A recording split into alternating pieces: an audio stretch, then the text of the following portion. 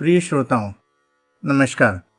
आज मैं आपको 252 वैष्णवों नामक 17वीं शताब्दी के ग्रंथ की एक दुर्लभ कथा सुनाने जा रहा हूँ। ये कहानी पुष्टि मार्ग के श्री गोकुलनाथ जी द्वारा संकलित की गई थी। हमने इस कहानी को भक्ति भावना एवं श्रद्धा के साथ प्रस्तुत किया है। विभिन्न वार्ताओं में इस कथा के विवरण में थोड़ा अंतर हो सकता है, किंतु हमने प्रामाणिक एवं प्रचलित संस्करण को अपनाया है। यदि कहीं मुझसे कोई अनजानी त्रुटि हो जाए तो मैं विनम्रतापूर्वक क्षमा प्रार्थी हूँ। मेरा उद्देश्य केवल आप तक सही संदेश पहुँचाना है।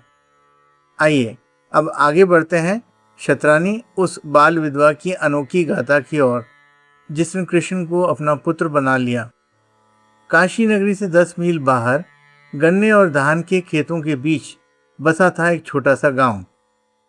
वहां की मिट्टी उपजाऊ थी, आसमान नीला था और घर मिट्टी के थे, फूस की छतों वाले। ये उस समय की बात है जब उत्तर भारत में भक्ति आंदोलन अपनी चरम पर था। तुलसीदास रामचरितमानस लिख रहे थे और काशी की पवित्र धरती पर विद्या एवं तपस्या की परंपरा सदियों पुरानी थी। इसी गांव में रहती थी एक 8 साल की बालिका छतरानी। हाल ही में चेचक की महामारी ने उसके पति, माता पिता और ससुराल वालों को ले लिया था। वह अकेली रह गई थी। उसके पास न धन था, न अन्न, न वस्त्र, बस एक झोंपड़ी थी, मिट्टी की दीवारों वाली, जहां एक मिट्टी के दिए की लौ कभी बुझती तो कभी जलती रहती थी। एक दिन उसके पड़ोस में रहने वाले एक भक्त ने उसकी दशा देखी।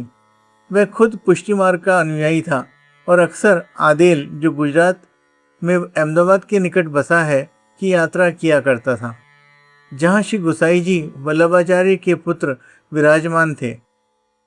उसने छतरानी को समझाया, बेटी अब तेरे पास कुछ नहीं बचा, चल तुझे एक ऐसे गुरु के पास ले चलता हूँ जो तेरी गोद खाली नहीं रखेंगे।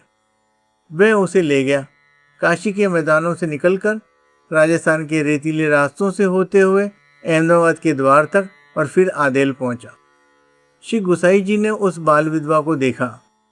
उसके चेहरे पर अकेलेपन की सारी पीड़ा थी, आंखों में आंसू सूख पड़े थे। गुसाई जी ने कोई जटिल मंत्र नहीं दिया। उन्होंने बालकृष्ण की छोटी सी मूर्ति उसके हाथों में रख दी और कहा, बेटा ये तुम्हारा पुत्र है, इसे अपने बच्चे की तरह सेवा करो, ये तुम्हारी साधना है। छतरानी वापस अपने गांव लौट आई। उसी काशी के बाहर वाली झोंपड़ी में उसने वहीं मूर्ति रखी। अब वह अकेली नहीं थी। हर सुबह उसे नहलाती, उसे कपड़े पहनाती, उसके आगे दूध और चावल रखती और बाहर जाने से पहले कहती, बेटा मैं कुएं पर पानी भरने जा रही हूँ, भूख लगे तो रखा हुआ नाश्ता खा लेना, प्यास लगे तो मटके का पानी पी लेना। जब वे लौटती तो सबसे पहले जल पात्र चेक करती। पानी कम होता, नाश्ता घटा होता, वे समझ जाती मेरे बेटे ने खाया है और उसे बड़ी शांति मिलती। उसी गांव में, उसी झोंपड़ी में एक रात की बात है। बारिश का मौसम था, बादल गरज रहे थे। छतरानी अपनी रस्सियों वाली चारपाई पर लेटी हुई थी। बालकृष्ण की मूर्ति उसकी बाहों में थी। अचानक चारपाई के नीचे 2 बिल्लियां लड़ने लगी। हुंकार, खरोच, कोलाहल। उनकी आंखें अंधेरों में चमक रही थी। बालकृष्ण की मूर्ति कांप उठी। छतरानी की आंखें खुल गईं। उसने बेटे को छाती से लगा लिया और बिल्लियों को डांटा, हट जाओ यहाँ से दोनों, कल तुम्हें इस गांव से निकलवा दूंगी। बिल्लियां भाग गईं, कमरा शांत हो गया। लेकिन छतरानी सो नहीं पाई। उसने उस बालक के चेहरे को देखा, वही जिसने पूतना राक्षसी का वध किया था, जिसने गोवर्धन पर्वत उठाया था, जिसने ब्रज में आग निगल ली थी। उसने अपने ही मन में सोचा, ये कैसा है, मेरा बेटा है या योगेश्वर? और उससे रहा नहीं गया। उसने पूछ ही लिया, बेटा तुमने पूतना का वध किया था, फिर इन 2 बिल्लियों से क्यों डर गए? बस फिर क्या था, बालक उसकी बाहों से छूट गया। वे चारपाई के किनारे जा बैठा, जैसे कोई अजनबी हो। उसकी आवाज बदल गई थी। अब वह बच्चा नहीं था, वह कृष्ण था, ब्रह्मांड का स्वामी। उसने कहा, तुम्हें याद आ गया ना कि मैं कौन हूँ? मैं तुम्हारा बेटा तब तक था जब तक तुम मुझे बेटा समझती थी। अब तुम मुझे पूतना का वध करने वाली समझ बैठी। वह रिश्ता खत्म हो गया माँ। वह उठ गया। शतरानी के पांव तले जमीन खिसक गई।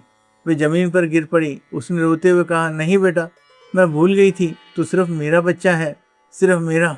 मैं दोबारा कभी तुझे ईश्वर नहीं कहूंगी।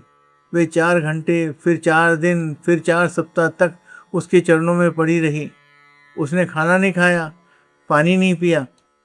अंत में एक शाम उसी गांव में, उसी झोंपड़ी में, उसी मिट्टी के दिए की मंद रोशनी में बालकृष्ण ने अपनी बाहें खोल दी। उसने कहा, आओ माँ, भूख लगी है, मेरे लिए चावल लाओ। शतरानी रोती और हंसती हुई रसोई की ओर भागी। जलपात्र फिर से भरा हुआ था, चावल का कटोरा फिर से भरा हुआ था और उसने आजीवन कभी भगवान से कोई प्रश्न नहीं पूछा। तो प्रिय श्रोताओं, इस सच्ची कथा से हमें ये सीख मिलती है कि भगवान वह रूप धारण करते हैं जो रूप आप उन्हें देते हो। माँ बनोगे तो बच्चा बनकर खिलेंगे, सेवक बनोगे तो स्वामी बनकर रहेंगे, मित्र बनोगे तो दोस्ती निभाएंगे। शतरानी ने कभी कुछ मांगा नहीं, न धन, न मोक्ष, न सिद्धियां। उसने सिर्फ एक बच्चे को गोद में लिया और कृष्ण ने खुद को उसकी गोद में दे दिया। इसलिए भक्ति करो, भाव रखो, ज्ञान और तर्क को थोड़ी देर के लिए बाहर बिठा दो। प्रभु स्वयं आकर बैठ जाएंगे तुम्हारी गोद में। अगर ये कहानी आपको अच्छी लगी हो तो लाइक जरूर करें और अपने मित्रों के साथ शेयर करें। ऐसी ही प्रामाणिक, दुर्लभ और अनछुई भक्ति कहानियों के लिए चैनल को सब्सक्राइब करना न भूलें। तब तक के लिए अनुमति दीजिए। जय श्री कृष्ण।